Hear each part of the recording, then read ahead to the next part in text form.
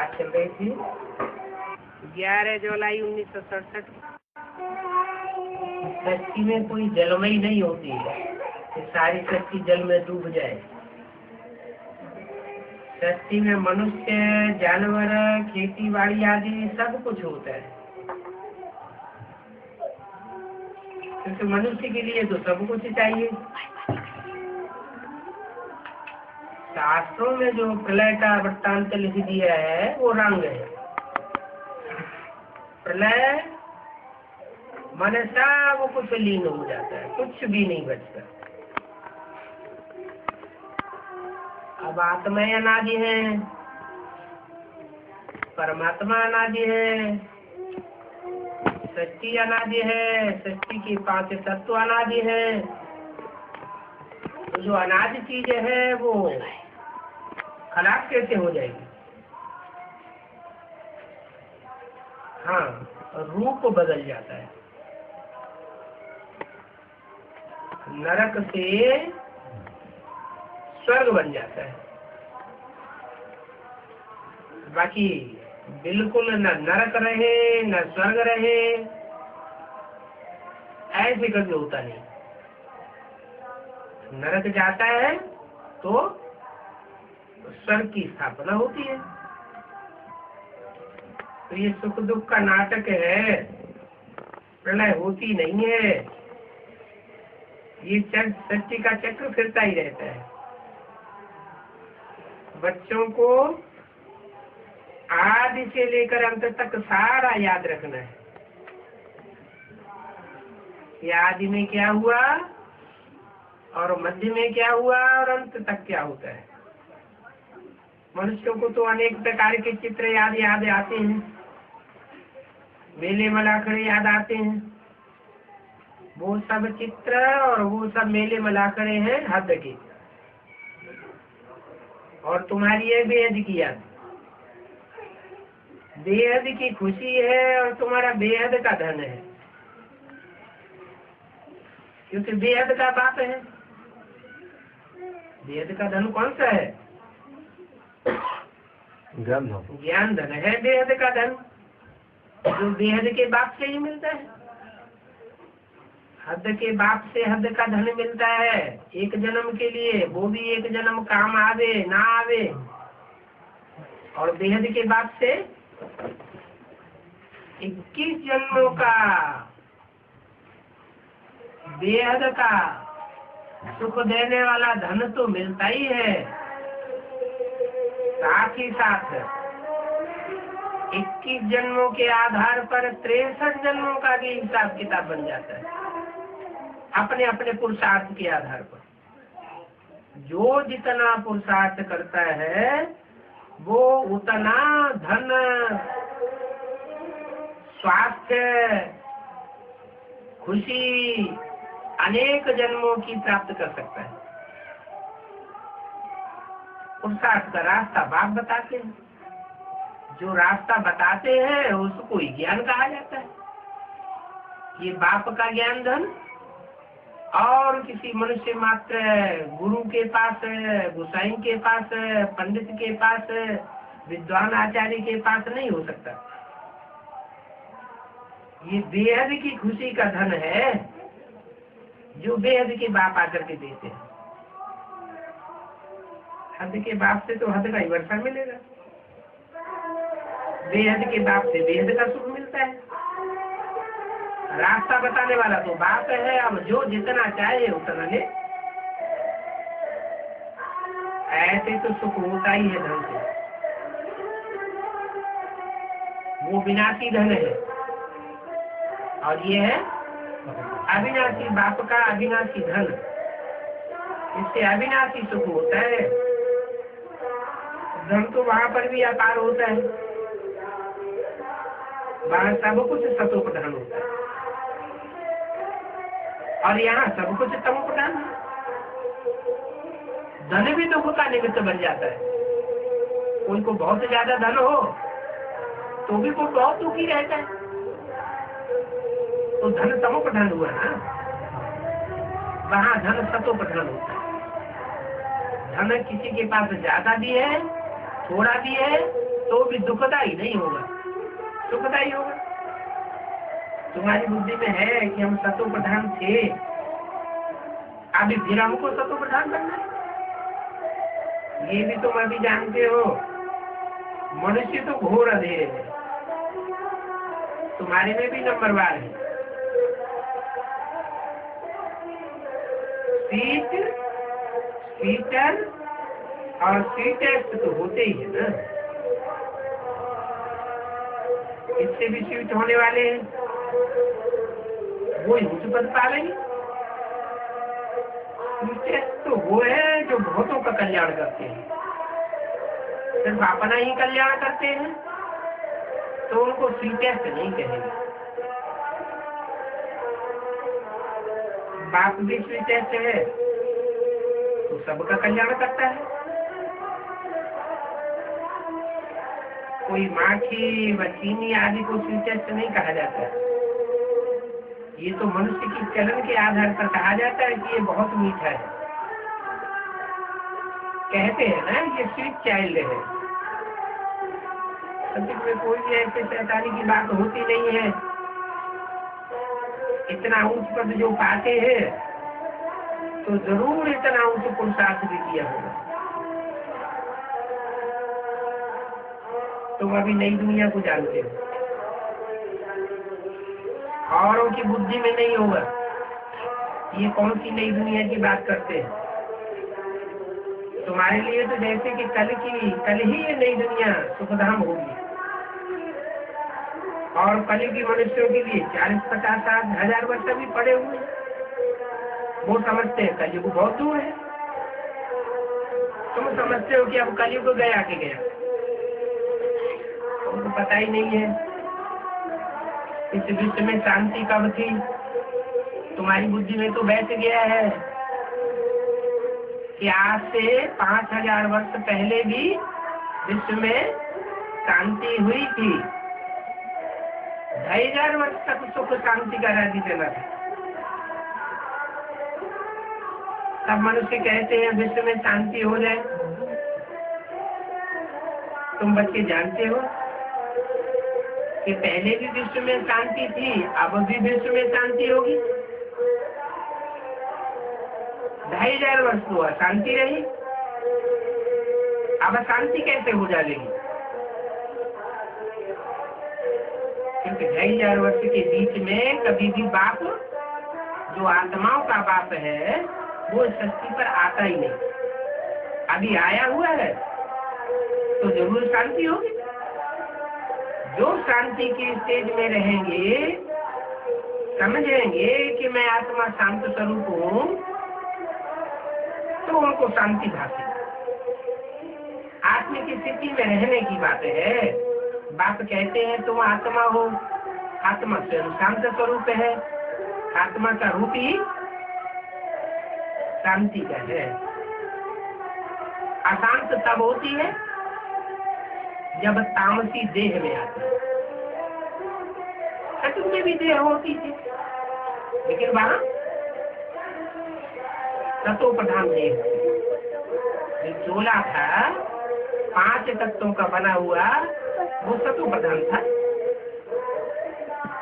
5 तत्वों से चोला बनता है ना, पृथ्वी, जल, वायु, अग्नि, आकाश। ये 5 तत्व साधन में प्रवेश करने वाली आत्माएं भी तत्व प्रधान। अब देह के सुख भोगते भोगते, 5 तत्वों के सुख भोगते भोगते आत्माएं भी तमो प्रधान हो गई और 5 तत्व भी तमो प्रधान हो गए। अभी बाप आकर के रास्ता बताते हैं कि तमो प्रधान से सतो प्रधान कैसे बने।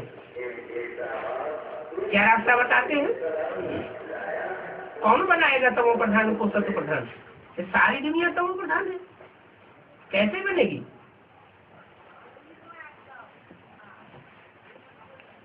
कोई तो निमित्त बनेंगे। कौन निमित्त बनेंगे? आत्मा ही निमित्त बनती है। आत्मा है जो ऑलराउंडर पार्टधारी है, आदि से लेकर के अंत तक पार्ट बजाने वाली है। उन आत्माओं के लिए बाप कहते हैं कि तुम पहले सतो प्रधान थे, 100% शांति की दुनिया में थे, 100% शांति तुमने भोगा, सुख तुमने भोगा, पीस प्रॉस्पेरिटी तुमने भोगी। तो तुमने भोगी है तो तुम ही पहचानते हो कि आत्मा क्या है और आत्मा का बाप परमात्मा क्या है। जिन्होंने ऑलराउंड पार्टी नहीं बजाया ड्रामा में, वो उतना नहीं पहचानेंगे। जितना जितना जो आत्मा जैसा जैसा पार्ट बजाती है, जास्ती पार्ट बजाने वाली है तो जास्ती पहचानेगी, कम पार्ट बजाने वाली है तो कम पार्ट बजे। जैसे बैटरी होती है, बैटरी बड़ी होगी तो उसमें ज्यादा पावर भरेगी, ज्यादा लंबे समय तक चलेगी। छोटी बैटरी होगी तो थोड़े समय तक चलेगी। ऐसे ये आत्मा रूपी बैटरीज है तो एक जैसी देखने में, लेकिन पावर उनमें नंबर बार भरती है। कोई तो इतनी पावर भरते हैं कि आज से लेकर के अंत तक 82-83 जन्म तक भी सुख में रहते हैं। दुख नाम की चीज उनको भागती नहीं। हाँ, आखिर में तो सबको तो प्रधान बनना है। माया किसी को नहीं छोड़ती क्या? इसलिए कहते हैं जैसे बाप सब शक्तिवान है, वैसे माया भी सर्वशक्तिवान है। माया की लड़ाई भी आधा कल्प चलती है। आधा कल्प माया का राज्य चलता है और आधा कल्प मायापति भगवान का राज्य चलता है। तो दोनों की बराबर की टक्कर है। अभी अभी जीत किसकी होनी है? अभी तो भगवान की जीतनी है। अभी जीत होनी है तुम बच्चों की। कौन से बच्चों की जीत होनी है? जिन्होंने पूरे 84 जन्म लिए, उनकी पूरी जीत होनी है। ऑलराउंड पार्ट बजाते हैं तो उनकी बुद्धि में जल्दी बैठ जाता है कि हम पहले सतो प्रधान थे, अब हम तमो प्रधान बने हैं, अब हमको सबसे पहले सतो प्रधान बनना है। ये तुम्हारी बुद्धि में आता है। 83 जन्म 82 जन्म लेने वालों की बुद्धि में ये बात नहीं आती है। तो वो समझते हैं कि अभी 40-50 वर्ष कलयुग के पड़े हुए हैं। और तुम क्या समझते हो कि अब ये पुरानी कलयुगी दुनिया गई कि गई, एटम बम बने पड़े हैं। भगवान आया था, थोड़ी टाइम के लिए रुका है। हाँ, भगवान आया था और आते ही एटमिक एनर्जी बनना शुरू हो गई। इसीलिए भगवान जिस तन में आता है उस तन के टाइटल के साथ ही लगाते हैं भक्ति मार्ग में हर हर बम बम।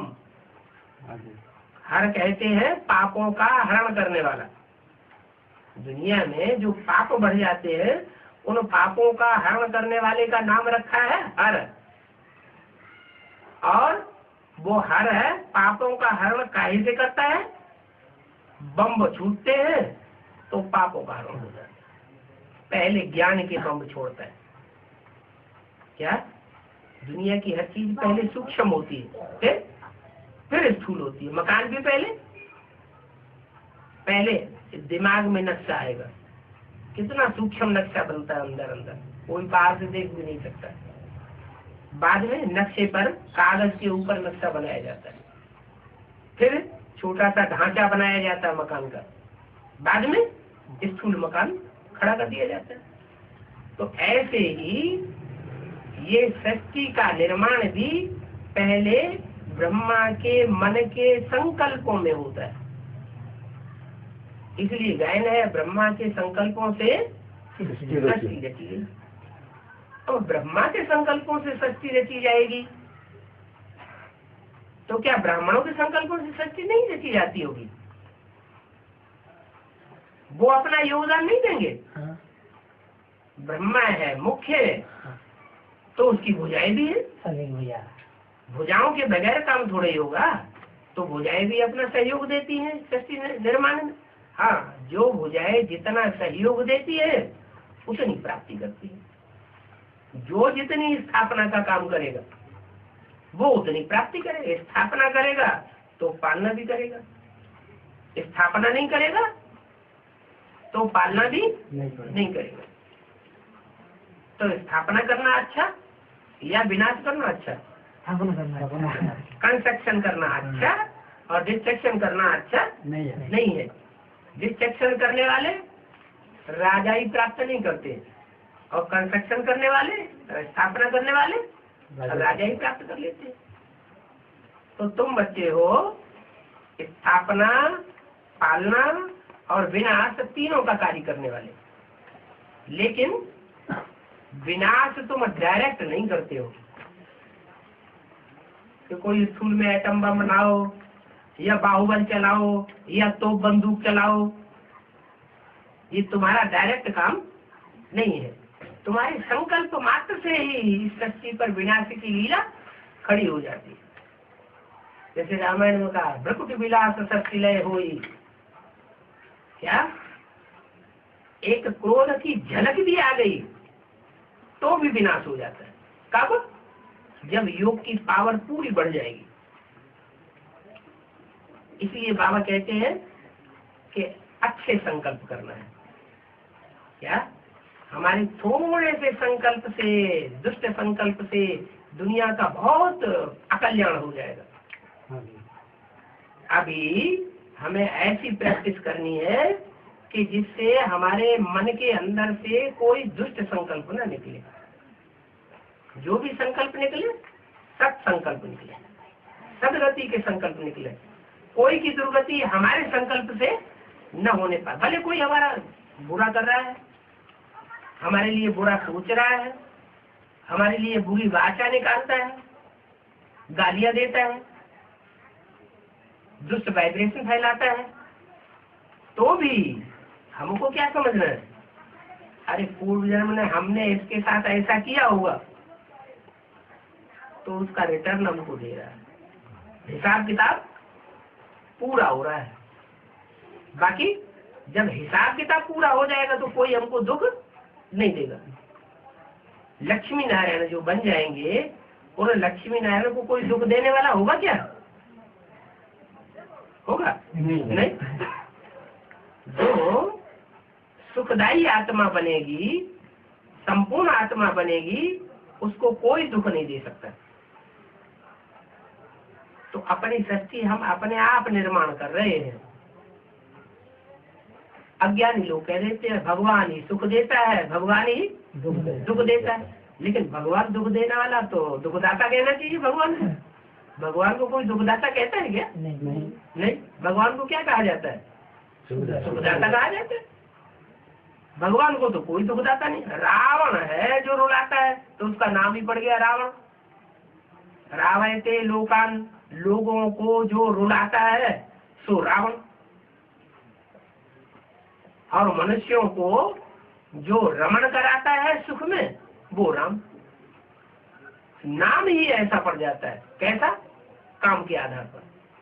जैसा जिसका नाम जरूर उसने वैसा काम किया। इसलिए शास्त्रों में जितने भी नाम हैं वो सब अर्थ सहित है। व्यर्थ कोई नाम नहीं है। चाहे महाभारत में नाम हो दुर्योधन, दुशासन, युधिष्ठिर, ये सब अर्थ सहित है।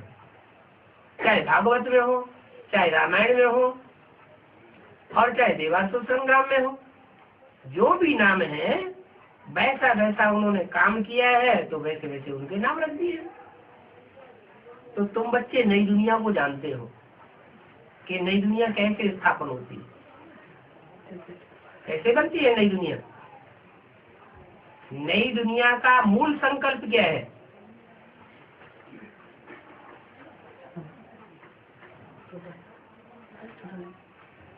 वो कौन सा संकल्प है पहला जिससे नई दुनिया की बनने की शुरुआत होती है?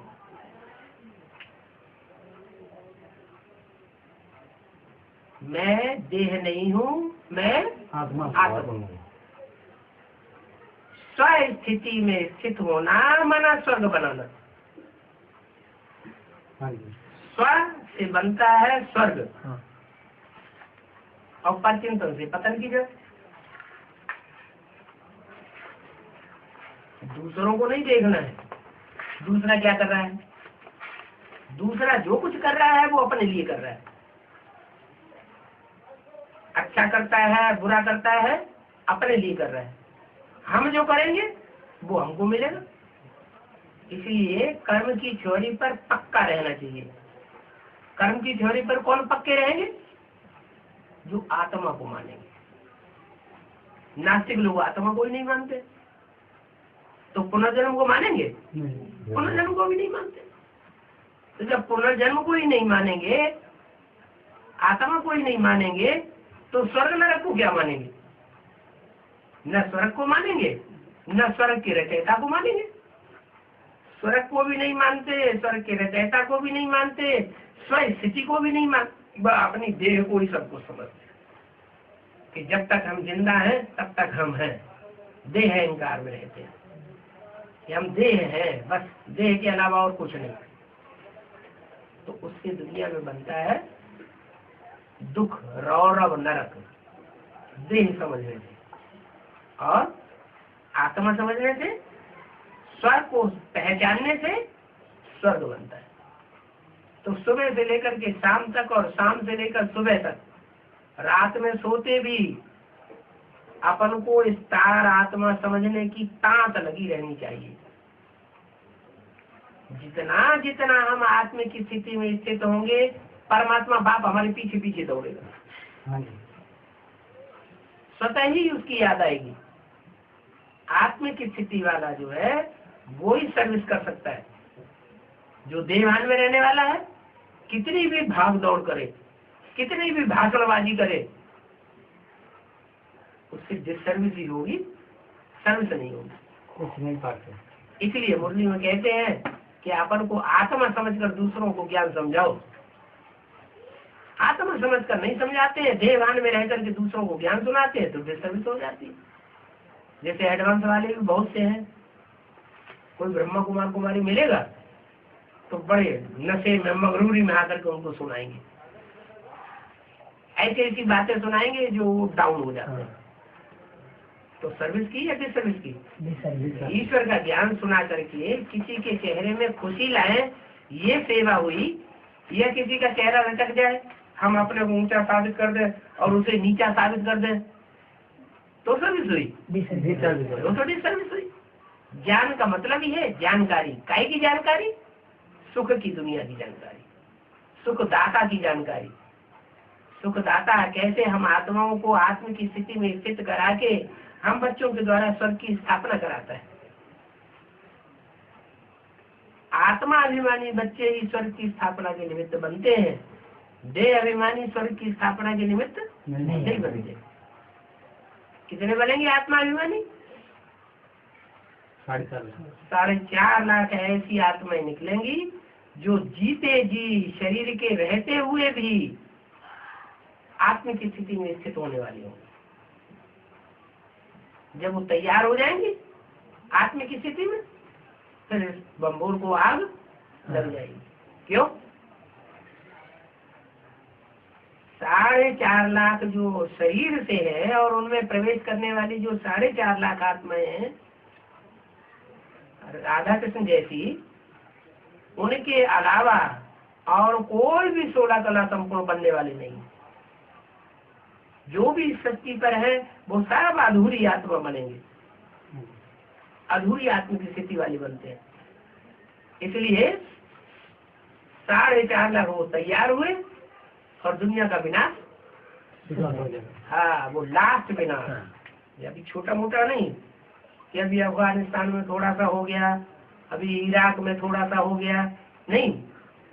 ऐसे एक एक शहर तो ये जलते ही रहेंगे, हिरोशिमा नागासाकी की तरह। लेकिन लास्ट में जो धमाके होंगे उसमें सारी दुनिया 4.5 लाख को छोड़ करके सबको शरीर छोड़ना पड़ेगा। 4.5 लाख में भी बहुत से ऐसे विधर्मी आत्माएं हैं, दूसरे धर्म की छिलके वाली, उनको भी सेक लगेगा, उनको भी शरीर छोड़ना पड़े, क्योंकि दूसरे धर्म के थोड़े समय के लिए आत्म की स्थिति धारण कर पाते हैं, लंबे समय तक आत्म की स्थिति धारण नहीं करते। नहीं तो राधा कृष्ण का जब से जन्म होता है तब से लेकर के 36 तक 18 साल तक जो आत्म की स्थिति धारण करने वाली आत्मा है वो पक्की देवता धर्म की।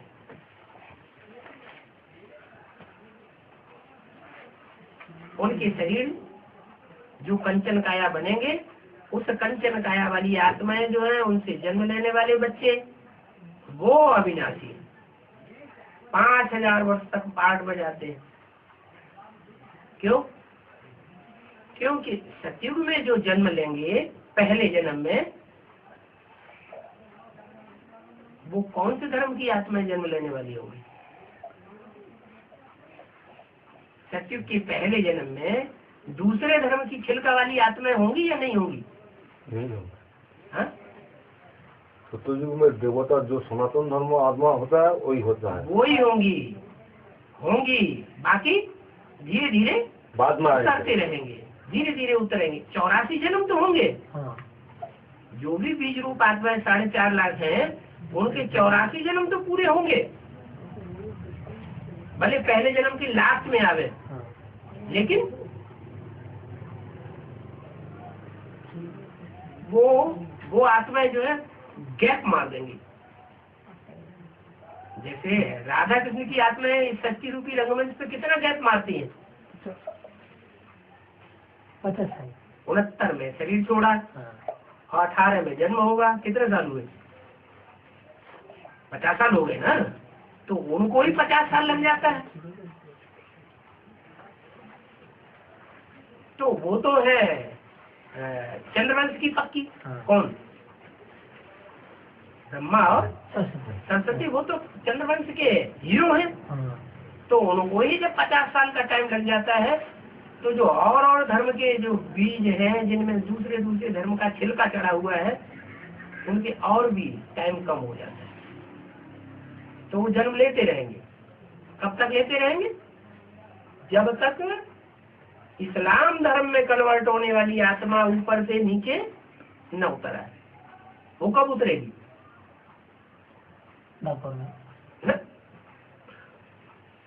सतयुग के पहले जन्म के अंत में।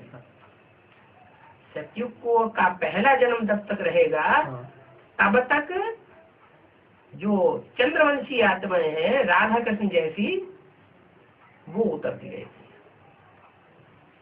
वो आधारभूत आत्माएं भी उतरती है, और वो बीज रूप आत्माएं भी उतरती है।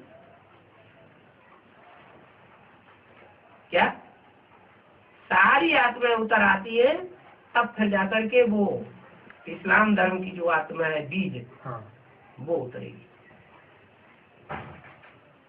नहीं, वो क्या नाम, ये इस्लाम धर्म का जो आधार मूर्त है नारायण, वो नारायण ऊपर से आकर के जन्म लेगा। और उसको जन्म देने वाला भी कौन होगा? नारायण को जन्म देने वाला नारायण ही तो होगा, कि कोई दूसरा होगा? नारायण होगा। तो कृष्ण की आत्मा ही नारायण बनने के बाद अपनी आयु पूरी होने पर वो दूसरे धर्म में कन्वर्ट होने वाला जो नारायण है, उसको जन्म देती है। फिर दूसरों का जन्म होना शुरू हो जाता है। ऐसे ही आगे चल करके ये जनसंख्या बढ़ती चली जाएगी। पहले जन्म में 9 लाख से कितने बनेंगे? 9 लाख से बढ़ेंगे, थोड़े बढ़ेंगे, ज्यादा नहीं बढ़ेंगे। और दूसरे जन्म में और ज्यादा ऊपर से और ज्यादा उतरेंगे, तीसरे जन्म में और ज्यादा उतरेंगे। इस तरह 8 जन्म में 2 करोड़ आबादी हो जाएंगे। माने जैसे जैसे टाइम बीतता जाएगा, जैसे जैसे जन्म बीतते जाएंगे, वैसे वैसे ऊपर से उतरने वाली आत्माओं की संख्या भी बढ़ती जाएगी। ऐसे ऐसे सृष्टि बढ़ती है। तो तुम तो नई दुनिया को जानते हो। तुम्हारे लिए तो जैसे कि कल ही नई दुनिया सुखधाम होगी, और कलयुग में मनुष्यों के लिए 40-50 हजार वर्ष। उनको पता ही नहीं है कि शांति कब थी। कैसे विश्व में शांति हो जाए। अब तुम जानते हो विश्व में शांति थी। विश्व में शांति तो विश्व का पिता ही करेगा। घर में अशांति होती है, बच्चे बहुत अशांति मचाते हैं, तो उनको कंट्रोल कौन करता है? पिता। घर का बाप ही कंट्रोल करते हैं। तो तुम स्थापन कर रहे हो विश्व में शांति। अभी ये बातें सबको समझाने कैसे? कोई कहते हैं सेमिनार करें। क्या ऐसी ऐसी पॉइंट सेमिनार में निकालनी चाहिए जिसकी बहुत चाहना मनुष्यों को। विश्व में शांति के लिए शोर मचाते रहते हैं, क्योंकि इस दुनिया में अशांति तो बहुत है। क्यों अशांति बहुत है?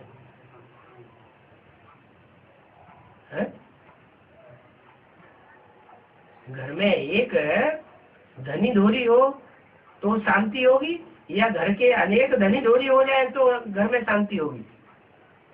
जो एक होता है तो शांति होगी। एक घर में अगर वैश्यालय खुल जाए तो वैश्यालय में तो अशांति होगी ना। हाँ।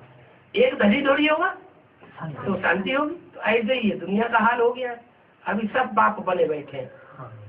सब भगवान बन करके बैठे हैं। जो जहाँ जाओ वहाँ तुम मत भिन्ना, सब अपनी अपनी अलग अलग अपनी बातें सुना रहे हैं। किसी को पता ही नहीं है सच्चाई क्या है, लेकिन कहते हैं ऐसे वो हम। तो भगवान बाप आकर के फिर असली बात बताते हैं और सबका भंडाफोड़ हो जाता है। श्री लक्ष्मी नारायण चित्र सबके सामने रखना है कि देखो सत्यु की आदि में इनका राज्य था, जिनका सत्यु की आदि में राज्य था वो ही अब फिर से आने वाले हैं, उनका ही फिर राज्य होगा, तो सत्य को प्रत्यक्ष हो जाएगा। इनका जब राज्य था तब विश्व में शांति थी, अभी तो सारे विश्व में अशांति है। क्यों? क्योंकि जब इनका राज्य था तो शांति थी, अब ये प्रजा की भी प्रजा बने हुए हैं।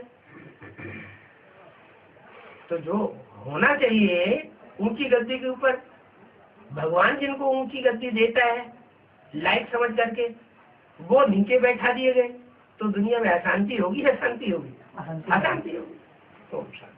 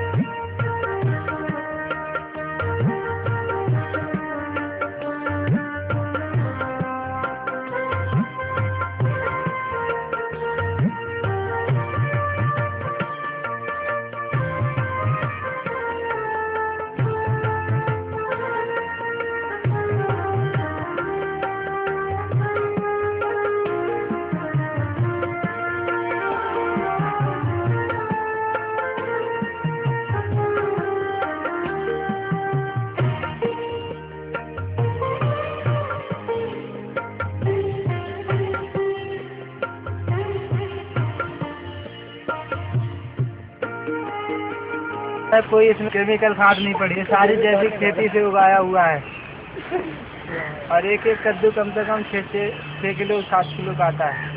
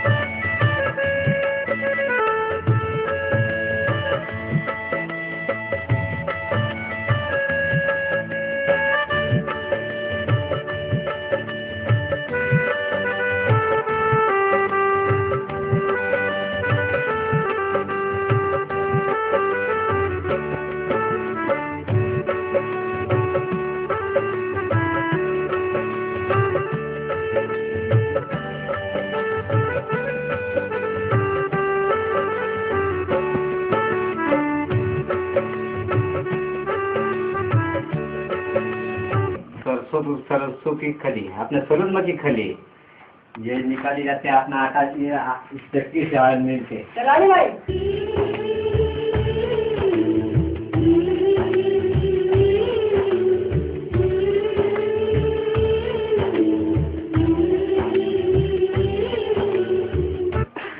चक्की में खली और फिर आटा पीसा जाता है।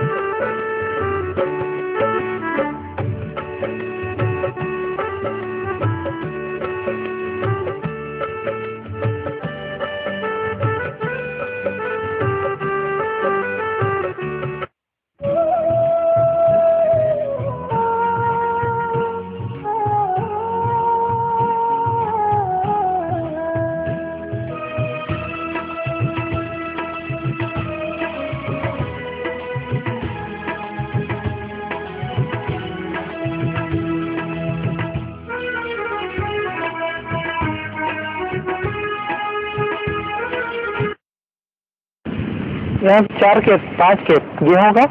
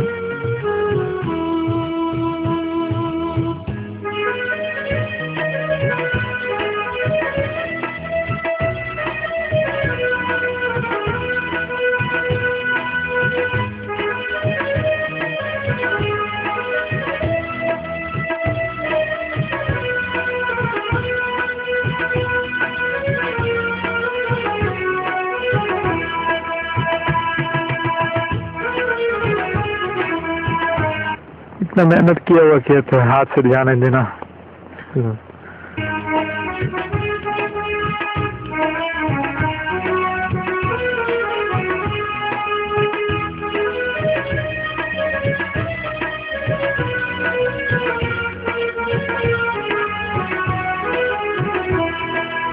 ये अमरूद का बगीचा।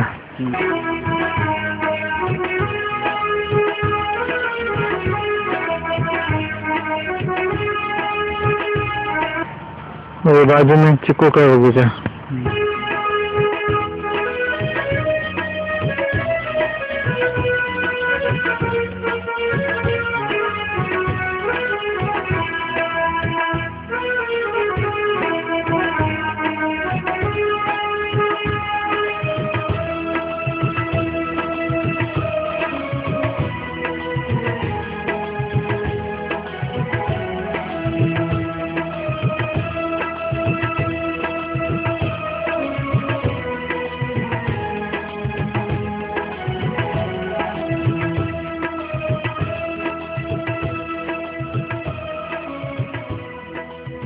ये सब्जी के खेत हैं, गांठ गोभी, पत्ता गोभी, चुकंदर।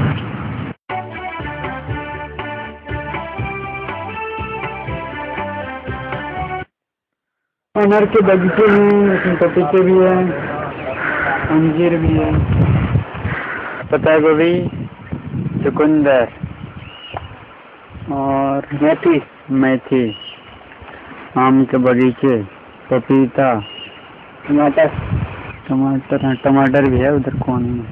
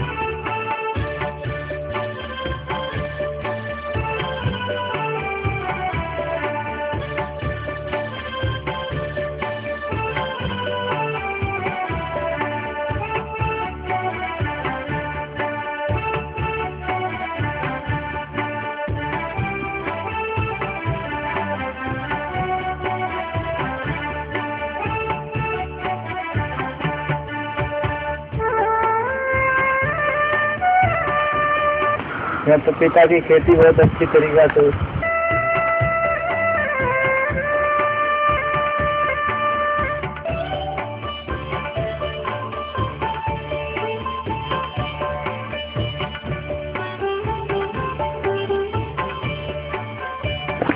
तालाब हुआ था इसी साल।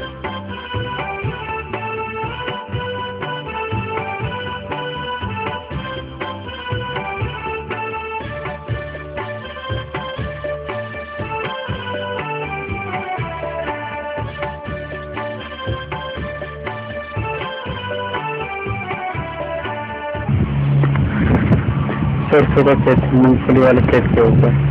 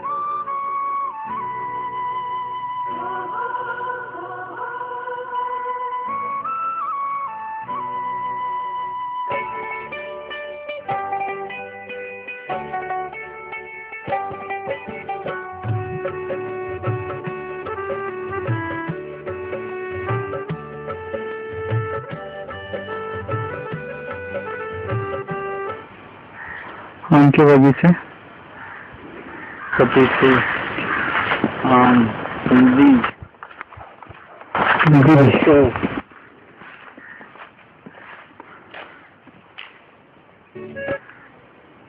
कुछ जैविक खाद डाला है ना इसमें।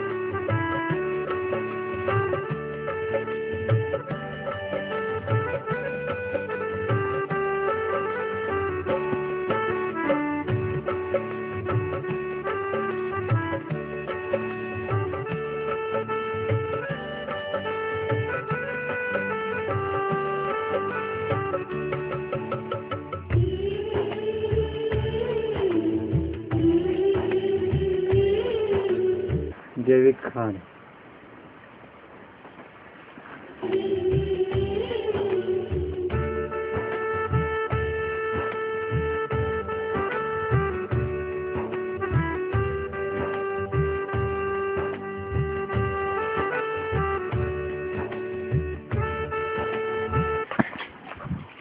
क्या है फिर से बोलो। जैविक यूरिया।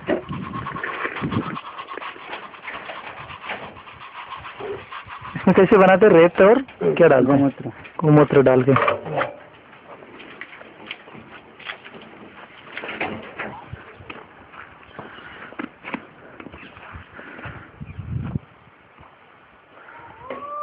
कितने बेड हैं? हाँ 51 बेड।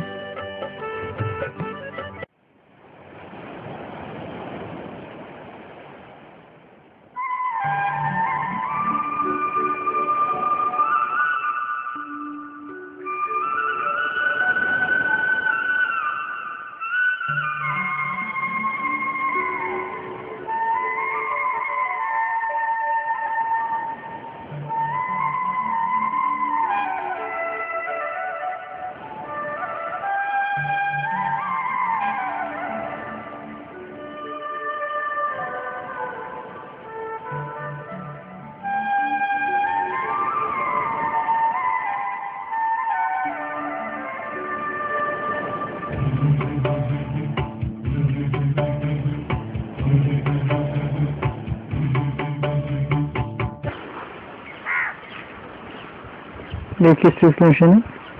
तो ड्रिल सीड ड्रिल है ना करना।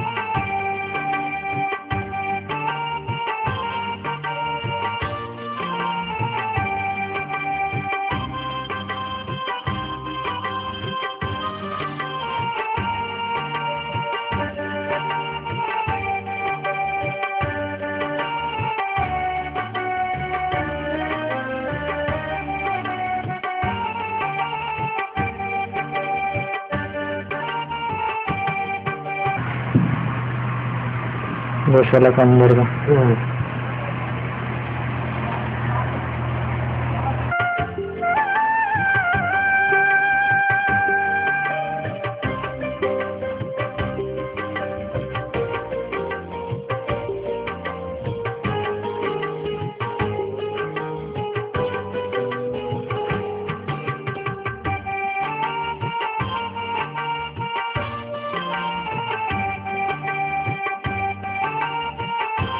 गोमूत्र कलेक्ट करने का, हाँ यूरिया बनाने के लिए।